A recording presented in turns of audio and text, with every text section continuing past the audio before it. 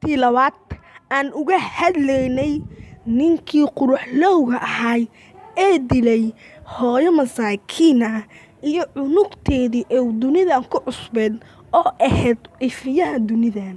Ha isdhihina waa copyright videogan ee ma ahan videogan ma ahan copyright ee waa video sax aan waxaana ugu talagalay in aan ku soo gudbiyo channelkayga labaad. Qaybtan labaad assalaamu calaykum waraxmatullaahi tacaala wabarakaatu.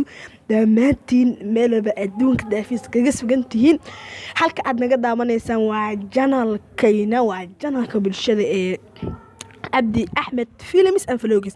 ma ahan Soomaali tijaabo ee waa channelka Cabdi Axmed Films and Vlogs. Please waxa ka codsanayaa haddii ay tahay booqashada ugu horeysay channelkan wuu cusub yahay, gacmo furan, qalbiyo fiican iyo barnaamijyo ku xiisa geliya ku soo dhawaa. Welcome to my channel channelka labaad ee Soomaali Tijaabooyinku. marka waxaan rabaa part 2 inaan ka hadlo. part 2gan waxay ku saabsan tahay baraha bulshada. qaybtii hore waxay ku saabsaneed wiilkan quruxlowga ah muuqdo.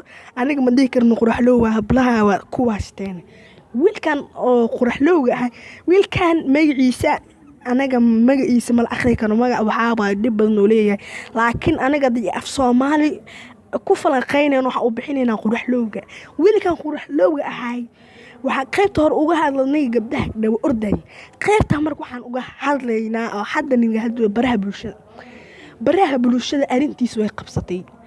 ninkan koobi hore ma la yaqaanin. ninkan wuxuu ku soo aanbaxay asigoo maxkamad jooga oo lagu xukuminayo 24 sano oo maxkamad ah ka soo laabasho aan lahayn. 24 sano oo maxkamad ah oo aan ka soo laabasho lahayn ayaa loo xukumay.